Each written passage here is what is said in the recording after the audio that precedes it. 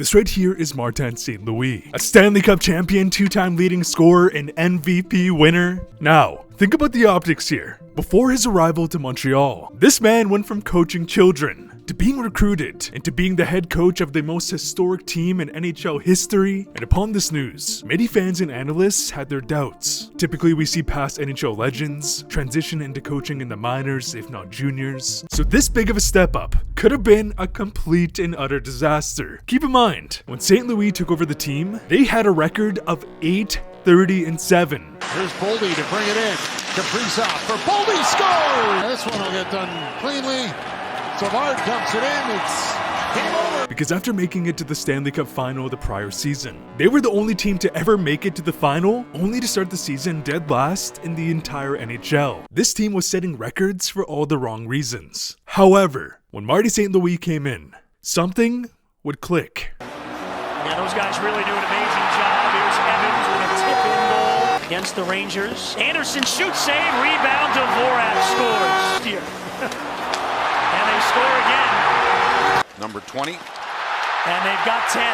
Pitlick sneaks it by Johansson. As this team went from being on pace to win a grand total of 14 games to being on pace for 31 wins. Now, of course, still out of the playoff picture by a wide margin, but this was a miraculous jump that nobody expected. Martin St. Louis was the key. So add in a couple years of high-end draft picks, combined with the core of Caulfield, Suzuki, Slafkovsky, this team went from a dumpster fire to now having very high upside. In year 2 of Martin St. Louis, we would see progress. However, they were still deep into the rebuild. In year 3, we would see a big jump. Yeah, they didn't make the playoffs, but they were winning games they shouldn't have won. They would lead the league in the most games decided by a single goal. Center, here comes Drouin, down the wing, driving the net, goes to the goal. By the Avalanche, and they're back with a 2-on-1. It's Taves and Rantanen. Taves to Rantanen, shoots, scores! Now, I'm gonna be honest, this roster was not a playoff team. But there's a reality where they don't lead the league in the most one-goal losses and come close to a wildcard spot. However, the start to this season was a disaster. Mahura right there in front, tic-tac goal.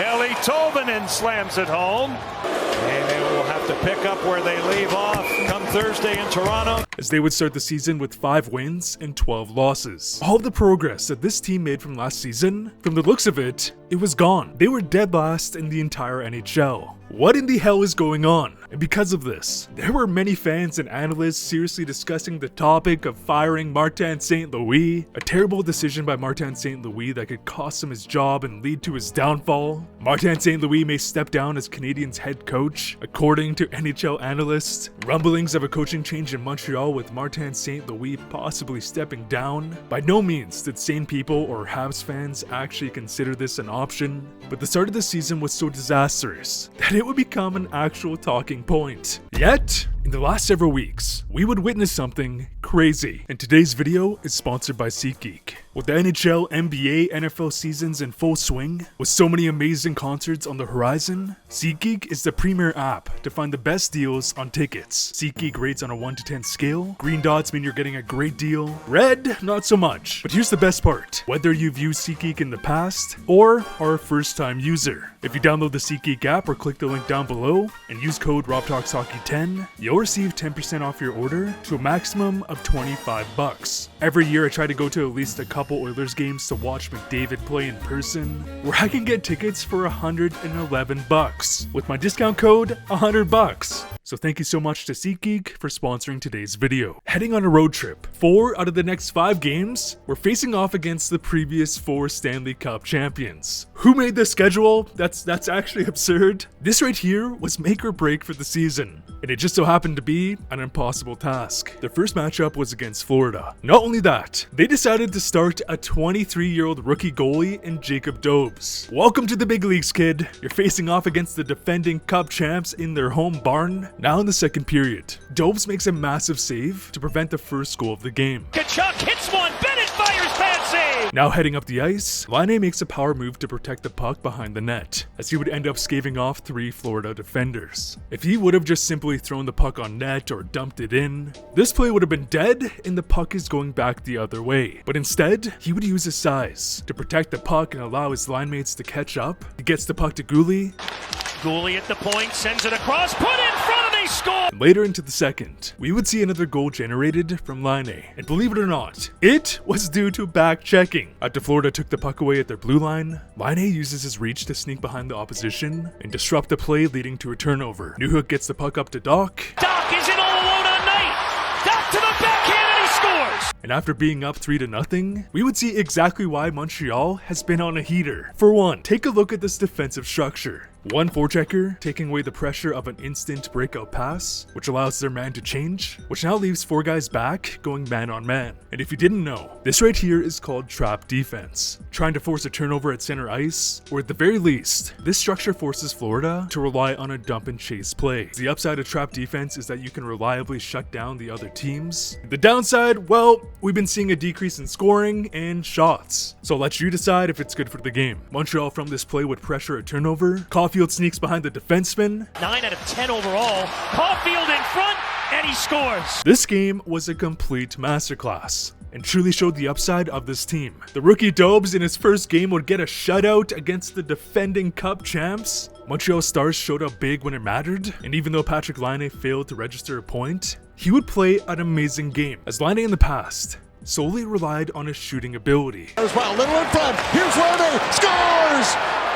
It's a high five for Patrik Laine. Not a bad thing when you're scoring 40, 50 goals, but when you're not scoring, you are a liability. Patrik Laine, since his rookie year, has had so much potential, not only due to his crazy shot, but due to the fact that the man is 6'5". When you have that much size, you'll be able to outpower the majority of the league. Guess what happens? It forces the opposition to send 2, if not 3 guys to attempt to disrupt the play, and guess what happens when your size causes the other teams to cheat? You now have several line mates wide open.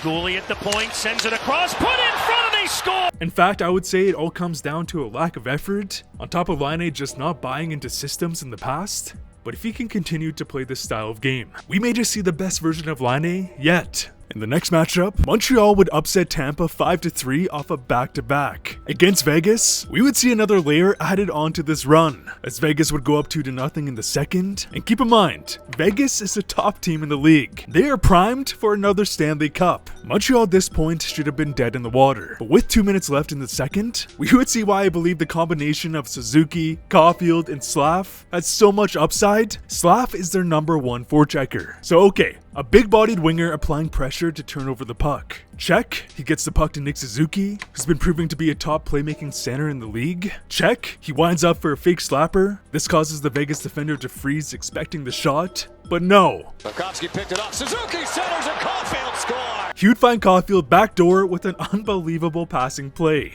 This combination is a perfect recipe to match up against any line. More specifically, if these guys continue to develop and reach their potential. And late into the third, Montreal would complete the comeback and win the game. Without a doubt, this was a massive confidence boost. And finally, they would defeat Colorado in a low-scoring game. To only allow a team like the Avs to score 1 goal, it only means one thing. This entire team has bought into a system that doesn't cheat the defensive side of the game. So it now begs the question, how is this team going against all the odds, where as I'm making this video, this team is in a wild card spot? And well, it's simple. Martin St. Louis is the ideal coach for Montreal. Why, you ask? St. Louis as a player has been in every single situation. People call them too small, and he was able to carve out a Hall of Fame career. This is so invaluable to players like Caulfield and Hudson, as Martin St. Louis as a player mastered the art of avoiding contact, instead using hockey IQ and stick work to be great defensively. There is no better mentor for these 2 young studs, who just so happened to be the future of this team. Not only that, St. Louis as a player was passed upon and given up on. This man knows what it takes to prove people wrong and battle adversity. 3. St. Louis was a part of Tampa when this team was atrocious, and he knows what it takes to build culture to reach the highest level. 4. Martin St. Louis reached the peak of hockey.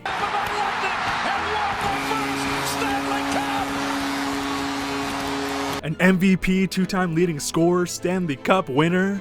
And 5, one of the most important pieces here, St. Louis played for the Rangers, which in terms of population, is the biggest hockey market in the world. The man is French, playing on a historic French team, meaning he knows how to deal with the big media pressure, as he's gone through every single scenario a player can go through. Okay, Next part here. Since I started paying attention to hockey decades ago, Montreal has always been a fascinating team. Yes, they had Hall of Famer goalie Carey Price, and a couple years of prime Subban rated as a top 5 defenseman, but other than that, this team has never had a superstar scorer. Think about the optics here. Since the 80s, this team has won 2 Stanley Cups and has been on many playoff runs. Yet, the last time they had a 100-point scorer was in 1986, so nearly 40 years ago. Since then, there has been 225 100-point scorers from 1986 up until 2025, and not one of them has been a Montreal Canadian. What does this mean, you ask? This team has always been fueled by culture. It's the only explanation,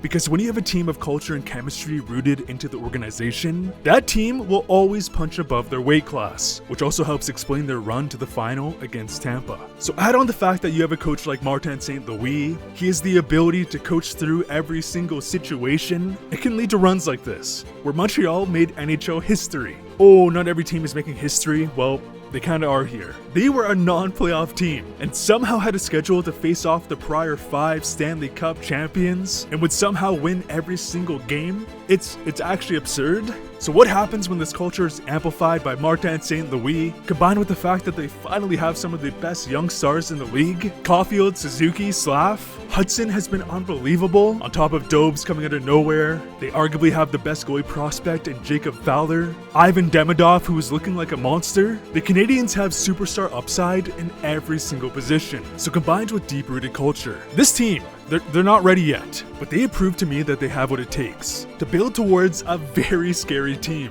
One Habs fans haven't seen since the days of Patrick Waugh. I'm making videos on Hudson and Demidov, so stay tuned. I'd appreciate ya if you left a like on this video, and thank you so much to SeatGeek for sponsoring today's video. Go check out my link down below to receive 10% off your order. And as always, thanks for watching.